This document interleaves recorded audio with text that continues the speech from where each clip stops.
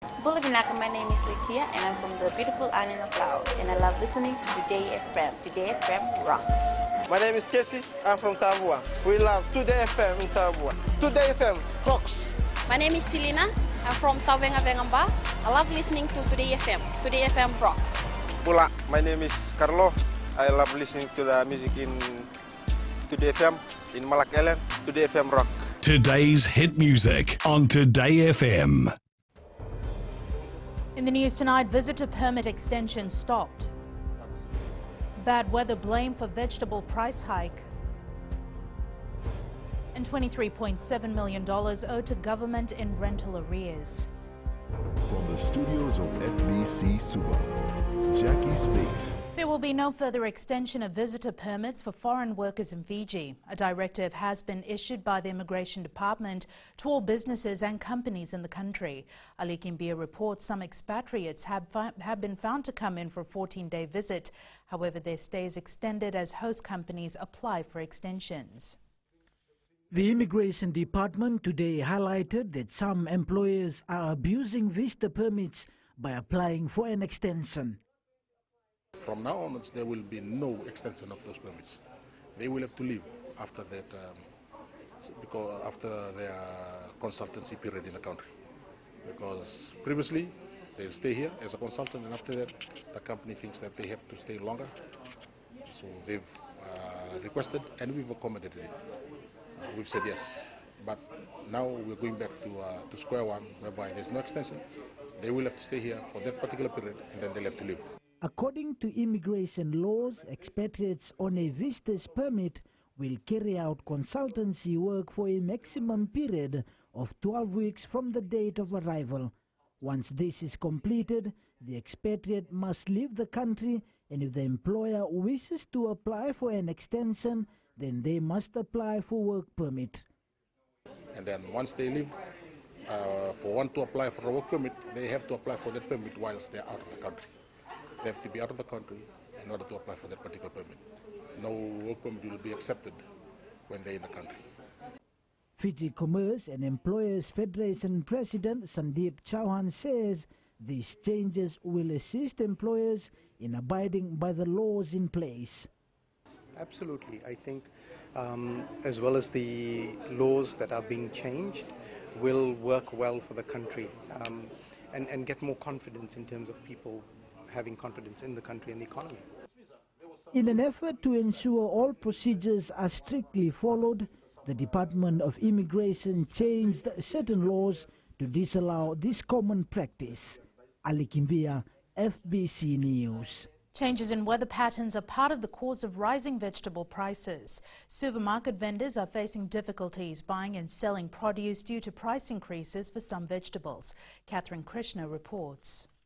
President of Suva United Market Vendors Association, Sophia Thalay, says vegetable prices have increased since mid-2017 and are still going up.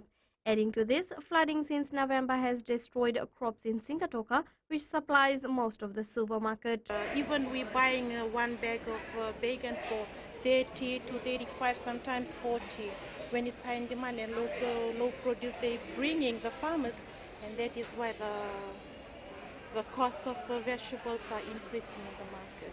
Other market vendors also talk of price increases for eggplant, cabbage and root crops. Cabbage, before we used to buy a bale of cabbage for $35, and now the prices are going up to $60 to $70 a bale. Like eggplant, before we used to buy a bag of eggplant from $15 to $25, and now the price of eggplant are $55, $45 or $60. I used to buy Varoro in $8, $7, but now it's going to $15 a dozen. So when the time I come and sell, I'll come and sell in $1.50, if not $2. The market price for the Chinese cabbage was $20 to $30 before, after 3 weeks. But due to the rain, it is $60, $70 a bale. So the bundle price of that is $2 to $3. Vendors Association President Thalay estimated it will take approximately 2 to 3 weeks for the vegetable price to normalize. Catherine Krishna, FBC News. The government has owed more than $23.7 million in state rental arrears. Minister for Lands Fayaz Koya noted that despite this, there has been an exemplary record in collections. Maggie Boyle reports. Rental arrears are one of the Ministry of Land's biggest challenges. At 2nd of February 2018, it stood at $23 million, and for the past 10 years, the Ministry has been collecting average rental arrears of $13 million per annum.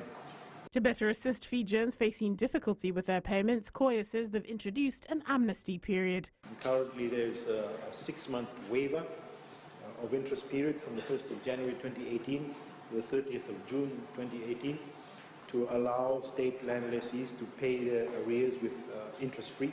Responding to his ministerial statement, opposition MP Josefa Ndula-Kiverata suggested the ministry work towards a one-stop shop operation rather than the current scattered offices. You have the head office in Sese, you have the survey section in Rajubhai Patel, you have another office in the old building in the NBF building, you have the valuation in Public Crescent.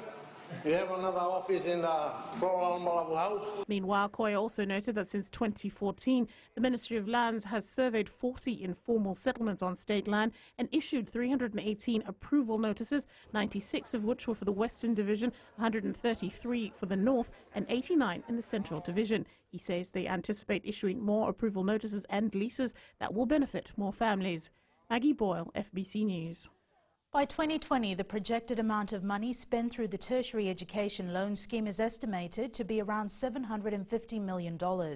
Education Minister Yasawa revealed this while responding to questions asked by Opposition MP Professor Biman Prasad about the repayment of student loans. Ali Kimbia reports.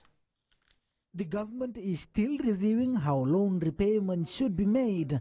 However, Education Minister Yasawa confirms TELS will only be payable once the recipient graduates and secures employment.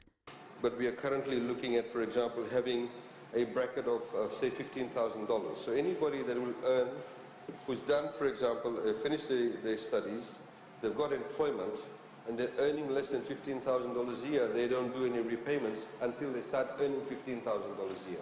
That's the benchmark we're currently assessing.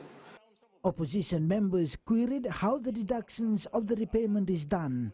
What is the repayment that is also been set up to 2020?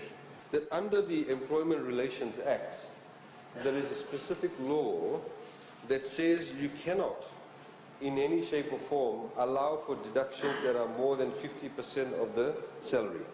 Said Kayum says the government has made changes to make TELS more flexible for all students. We have reduced, for example, we reviewed. When we started TELS, we needed people to sign guarantees. We needed them to get guarantors. We've got rid of that now after it was in place for 1 or 2 years. Again, Madam Speaker, it's an improvement in the system. The government will continue to review the TELS repayment to ensure there's an inclusive approach to ensure students are well looked after. Ali Kimbia, FBC News. 3 bogus employment agencies so far have been prosecuted for their illegal operations in the country. The Employment Ministry and the police force are investigating bogus agencies to curb the illegal recruitment of workers by unauthorized employment agencies. Pranita Prakash reports many have fallen victim to such operations. Bogus recruitment scheme is a major concern for the Employment Ministry.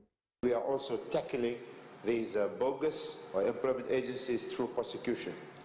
Ministry is currently conducting investigations with the Fiji Police Force and other relevant agencies to ensure that these bogus employment agencies are brought before the Employment Relations Tribunal for illegal acts and operations. Fijians have been urged to be wary of bogus employment agencies. We wish to advise members of the public that they must check. If somebody comes around and saying he's organizing work offshore, it's very important that members of the public check first with the Ministry of Employment to make sure that those organizations are registered with us. And we also urge all members of the public to come through the National Employment Center for any overseas related employment issues so that we can advise them accordingly. The ministry has registered 9 employment agencies since 2008. Minister Usumate says these agencies were given a 1-year license to operate in the country. Pranita Prakash, FBC News. Still to come, Finance Minister says FNPF financially sound. An Asino Correction Centre to cater for specific age. Stay with us.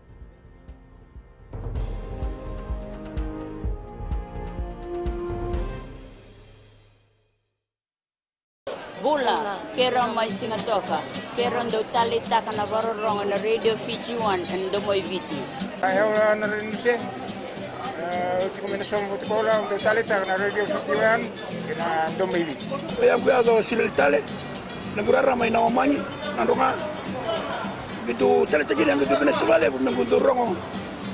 Barong na radio Fiji 1 nando moi viti. Na radio Fiji 1 nando moi viti na bonga ni BNN.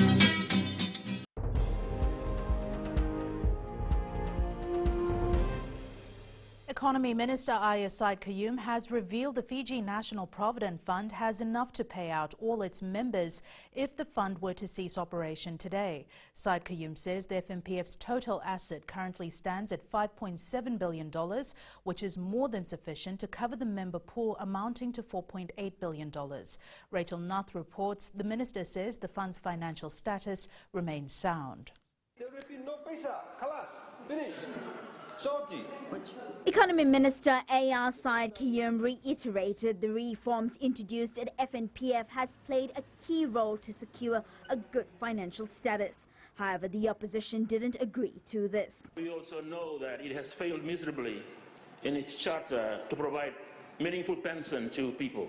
So they have failed in what they set out to do. It is quite extraordinary that because of their political expediency, they want to debunk these reforms when everybody else is accepting it. Opposition MP William Ngavoka also questioned if there's a possibility of a second superannuation fund. There is, I believe, a bill to come to Parliament about setting up another Providence Fund like FNPF. Can I ask, where is the bill today? Can you come to Parliament quickly, please? The audacity of the opposition to come and say, when are we going to set up another superannuation? Because what it seems to imply to them is that they are not happy with the current FNPF. And therefore, let's open up another one. We have only 417,000 members, Madam Speaker. The minister adds the FNPF has collected over $1 billion from its members in the last 5 years. Rachel Nath, FBC News. The government is currently planning for the Nasino Correctional Centre to house only inmates younger than 24 and older than 60 years. Attorney General Yasawa Kayum says this will benefit first offenders by separating them from regular prison population. Ana Ravulo has more. The new initiative to put these age groups together is to prevent recidivism or a return to crime. The Attorney General said that the rate of recidivism is 50%, and this is not good. So the whole idea is that those who are 24 years and younger, a lot of them are first-time offenders, do not get what we call contaminated by being kept with the other prisoners who may be seasoned criminals in the rest of, for example, Korobo and Namboro. Saad Kayum says they're also working on getting accreditation from the Ministry of Education to set up a vocational centre at the Nasino Correction Services. So the whole idea is that these young people who come there, they get trained in carpentry, joinery, whatever courses that are being offered. So when they actually go back out of prison, they have a particular skill set, a particular trade skill set. Meanwhile, the AG also revealed that no one serving a custodial sentence at the Nasino Correctional Centre is being recruited as correctional service officers, in answer to a question from opposition MP William Ngavoka. Ana Ravulo, FBC News.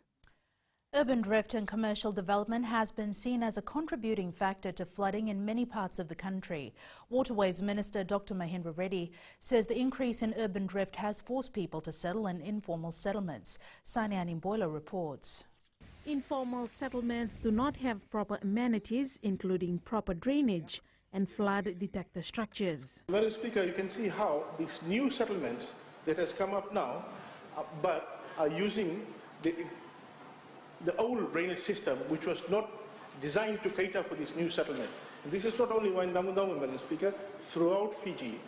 When the new settlements, when new developments came in, there was no separate new provision for drainage system. Opposition MP Pramod Chand says the government needs to urgently address this. I believe much of this could have been avoided in the towns and cities, this flooding, if we had had municipal elections as promised by the relevant minister way back in 2014. The special administrators in place are not accountable to ratepayers as they were in the past, when local government representatives were elected. The minister says detailed examination by engineers are required before structures like floodgates and culverts are constructed in waterways. The Waterways Ministry was allocated $24.2 million this year to address the issue of flooding as well as install proper drainage system around the country. Sainia Nimboila, FBC News. Broadcasters in the Asia-Pacific region aim to disseminate news and information on issues of climate change, which is a priority under the Fiji Action Plan. This was emphasized by Communication Minister Yasawa Kayum while responding to opposition on the outcome of the 4th Asia-Pacific Broadcasting Union Media Summit on Climate Change held in Nadi last month. The Fiji Action Plan, Madam Speaker, also calls upon broadcasters in the Asia-Pacific region to reinforce their commitment to disseminating news and information relevant to the agenda, the United Nations Framework Convention on Climate Change, which is UNFCCC. The Fiji Action Plan also urges broadcasters to highlight the need to achieve the 2015 UNFCCC Paris Agreement's most ambitious target. Around 50 people in Vunivutu, Lambasa met with Acting Prime Minister Yasawa Kayum over the weekend to voice their concerns on a couple of issues. According to the Fiji Sun, the meeting was held at the same venue where National Federation Party member Pramod Chand is alleged to have made controversial remarks some months ago. It's alleged Chand claimed Fiji had taken a lot of loans from Iraq and Iran, and among other things regarding the Muslim and South India population in Fiji. Said Kayum told them no one was disallowed from campaigning, but it's important that campaigns are on issues based on truth and not on lies and falsehood. He also assured the people if they spoke the truth, they had nothing to fear. In sports later on with Jamie, Fiji grouped in a tough pool for Hong Kong Sevens, but here's Rachel with the latest in business. Thanks, Jackie. Good evening, and coming up in business tonight. Cement warehouse depot planned for the West. And in growing Fiji, villagers benefit from new boat. Stay with us.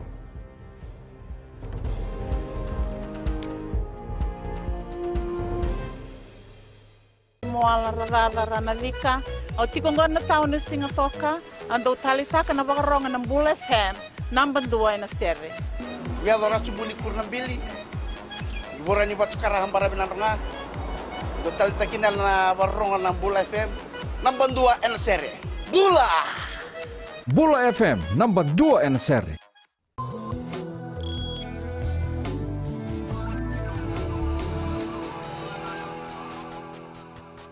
Later in business tonight, Fijian Holdings Limited is looking at establishing a warehouse depot in the Western Division to ensure there are no more cement shortages. Last year, FHL subsidiary Pacific Cement faced a major breakdown and was closed for 9 weeks. As a result, there was a cement shortage in the country. FHL Group Chief Executive Nozab Farid says they are planning to set up a warehouse depot with cement silos in the West. So that is basically our diversifying our risk. So within next 3 to 6 months, you will see Pacific Cement is having a big warehouse in the West. Because we don't need big building structure, we just need a land and few things to carry on. And we now join Rocco from HSC Bank with the latest from the money market. Thank you. A quick update on the global market. The US dollar has been showing signs of weakening following Friday's losses against most major currencies and pressure from data showing persistently low wages. This will likely constrain the US Federal Reserve from raising interest rates. Upcoming US data we'll see tomorrow includes the monthly and yearly February Consumer Price Index for food and energy. The Australian dollar is showing signs of strengthening. This comes as Prime Minister Turnbull confirmed Australia expects to be exempted from the US steel and aluminium tariffs in return for a pending security agreement. An interesting day is expected for tomorrow. We will see how the US data releases affect the Fiji dollar when it opens against the currency bucket in the morning. And that's all for me for now, Vinaka. Thanks, Rocco. Looking at today's currency exchange rate set this morning for the Fijian dollar. Our dollar was generally on the rise, gaining against the Chinese yuan, the US dollar, the Kiwi, and the PNG Kina. Taking a look at the commodities market, oil prices continued to fall to close at $61.21. And as for gold, it went up to close at 1,324 per ounce, and silver was down to close at $16.55 an ounce. And in Fiji tonight, with no road access, villagers of Yasawa in district of Tawake in the Kondrova use the sea. Paying for sea transportation has become a huge burden for the villagers. Eleanor Tarangaview has the story.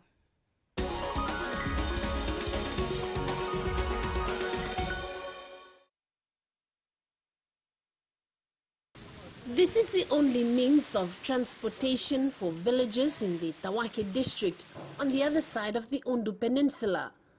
But it's become too costly for them. The boat fare from Yasawa to Weningandru is $200. Then we go by bus, but if the weather is not good, the bus doesn't go. Then we have to hire vehicles from Lambasa to take us there or to Sabu-Sabu. We always say it's cheaper to go from Lambasa to Suba than get to our village. For years now, Yasawa village has been wanting a boat to help in their transportation problems. With the sea as their only source of livelihood, they do not earn much. A request for a village boat was put to the Prime Minister during a Talano session in Sangani last year. True to his promise, the Prime Minister, through the Commissioner Northern's office, delivered a boat for the villagers of Yasawa, as well as one for the neighboring Ngasawa village. To help the villagers in their transportation, and not only that, it's also for the school children who will be using the boat to go to school. And it can also be used by the villagers for some of their income generating projects. The boats cost over $35,000 and is funded by the Prime Minister's office. A special committee will be appointed to oversee the use and maintenance of the boats in each of the villages. Eleanor Turangaibiu, FBC News.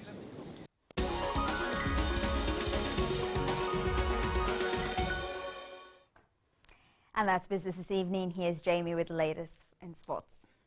Thanks, Rachel, and good evening. In sports tonight, France-based players likely to miss Commonwealth Games, and government has set aside $850,000 for Valalevu Sports Complex. This and more coming up.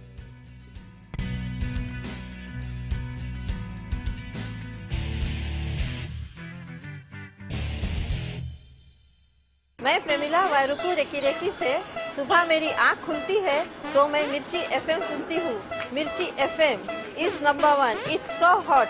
हम लोग बार town के career driver लोगों ने हम लोग के मिर्ची FM सुनो अच्छा लगे। मिर्ची एफएम इज हॉट। हाय, मैं संध्या नारिया रेफरेकी से मेरे सारे दोस्त मिर्ची एफएम सुनते हैं। मिर्ची FM is hot. I love मिर्ची एफएम। हमें स्पिन तक हुआ कि मिर्ची एफएम में सबसे अच्छा गाना बजे। मिर्ची FM it's hot.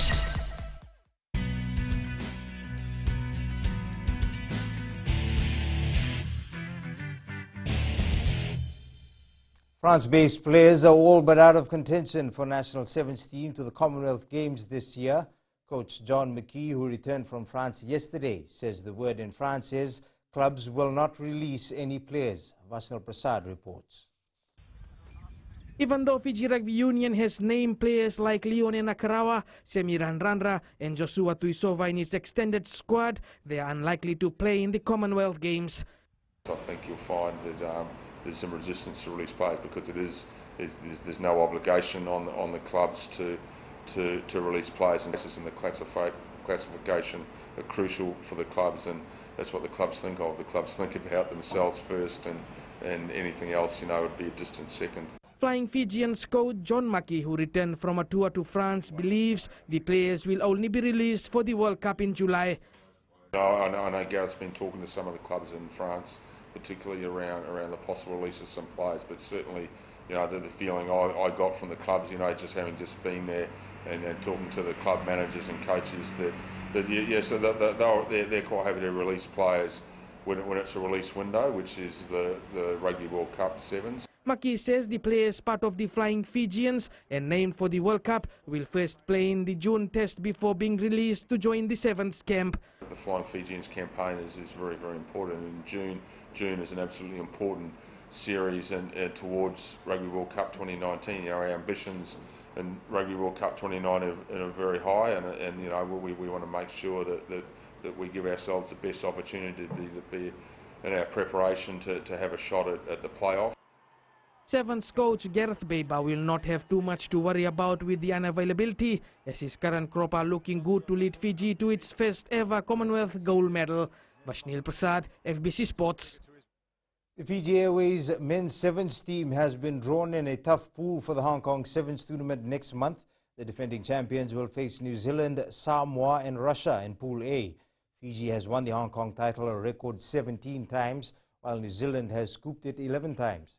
Current World Series table leaders South Africa, leading Pool C, is yet to win a title at Sokorn Stadium. The Hong Kong Sevens tournament will be played from April 6th to 8th.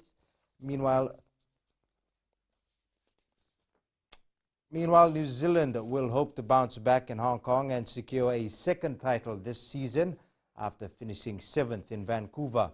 All Black Sevens coach Clark Laidlaw says he'll relook at how he prepares his team and identify their strengths in other big wins, then attempt to replicate that in Hong Kong. Australia's Sevens coach Andy Friend believes his team has what it takes to beat any team in the world, but inconsistent concentration is what usually haunts them. Finishing 6th in Vancouver, Friend says they need to cut down on the basic mistakes if they are to stand a chance in the Hong Kong Sevens and at the Commonwealth Games. Spain could get its biggest test in recent time if they replace Romania to play the Flying Fijians in the June Test series. Flying Fijians coach John McKee believes Spain is most likely to win the Rugby Europe Championship and secure the Europe 1 spot for the World Cup in Japan next year. If this does eventuate, Fiji will play Spain before playing Georgia and Tonga in June at Suva's ANZ Stadium.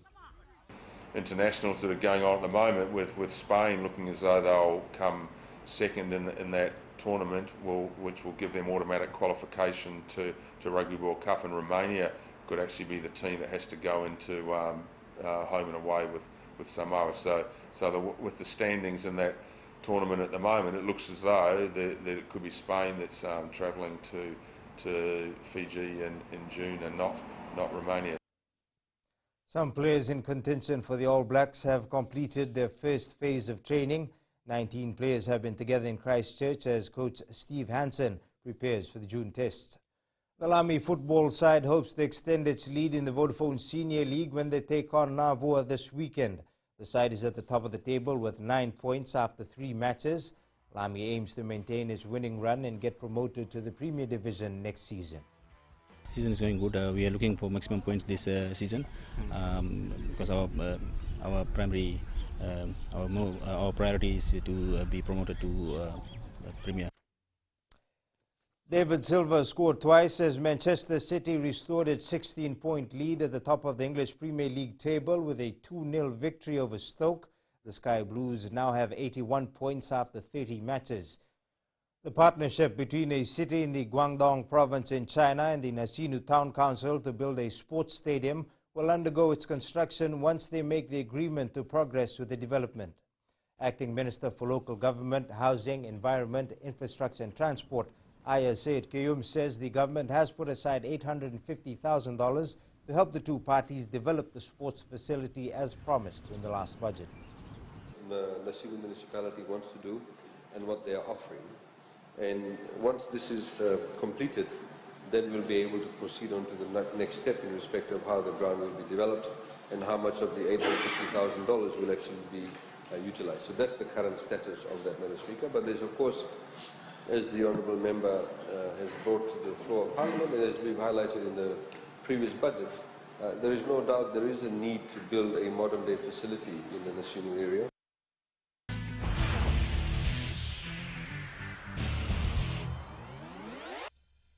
In today's play of the day, Greece has indefinitely suspended a team from its top football league a day after the gun-toting owner of PAOK Thessaloniki marched onto the field following a disputed goal at the end of a match. PAOK owner Ivan Savadis walked onto the field twice and appeared to be carrying a pistol in a holster at his waist.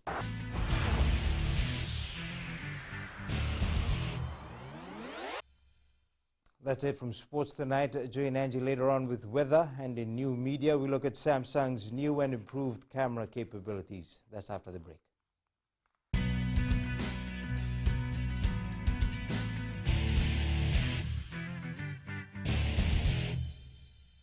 Bula, kera mai singatoka, kera ndo talita kana varorong na radio Fiji 1 and mo viti. Ayaw na rin siya. Kombinasyon mo sekolah untuk talita na radio Fiji 1 kena ndo mo viti. Kaya kuyazo sila tale, nagurara may nawamanyi, nandunga.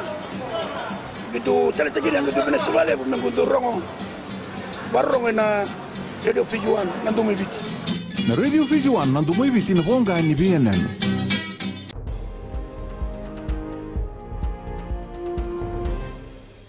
In new media tonight, new and improved camera capabilities are the main thrust of Samsung's pitch for its latest flagship smartphones, the Galaxy S9 and Galaxy's larger S9 Plus. The handsets gain a super slow motion facility designed to make it easy to extend key moments of action. They also gain a type of lens that should improve low light photography. And it's weather time now with Angie.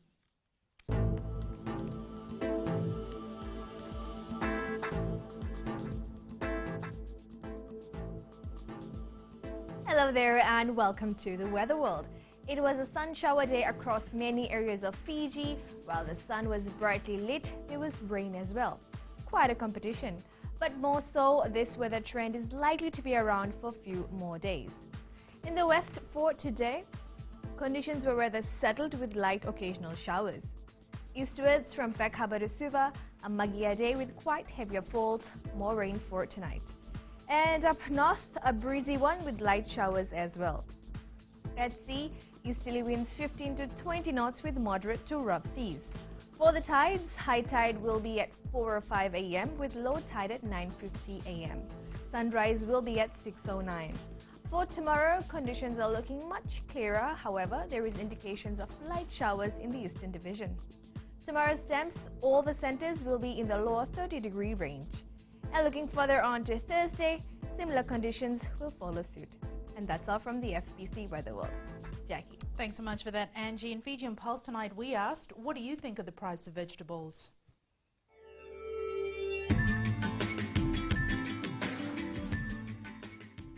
This kind of weather, prices are going up. Cabbage, planting cabbage not growing nicely because of the weather. Very hot. That's why price is going up. A week before, I bought a cabbage, it's $1, and last week I bought a cabbage, it's $2 a bundle. Recently it was a little bit down, but about the heavy rains like this, the price has gone up. It was before might be $2, but now it's $3-4 now. It's shortage of vegetable, and price is a bit high. You know, the production is very small production, Can't get a lot of vegetables, that's why the price is high.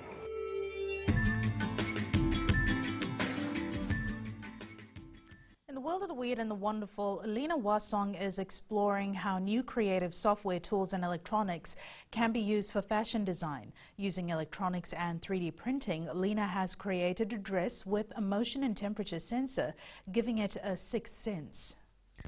Recapping the main stories, visitor permit extension stopped, bad weather blamed for vegetable price hike, and $23.7 million owed to government in rental arrears. Now for these stories and others, you can tune in daily to our sister radio station Gold FM. To our poll question this week, we are asking, should more police posts be set up around the country to counter criminal activities? Visit our FBC website to answer. And before we go, our shot of the day sent in by Maria Nailevu from Taviuni. This picture was taken yesterday evening in Burotu. Remember, you can send us newsworthy pictures and videos on email fbcnews@fbc.com.fj or share it with us via Facebook page FBC News. You can also follow and tweet us your news tips at FBC_news or simply hashtag FBC News. That was your FBC News for tonight. From the team and I, stay safe. Good night.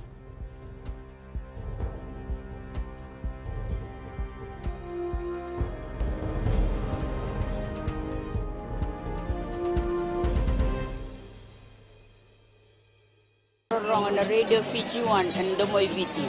Ayaw na rin siya. Kombinasyon ko lang untuk tali tak na radio Fiji 1 kena domili. Ayaw ko yazo sila tali. Nagurara may nawamanyi nandunga. Gitu tali tagi yang gitu Venezuela pun nangguntur rongo. Barong na radio Fiji 1 nandungi biti. Na radio Fiji 1 nandungi biti na honga ni BNN.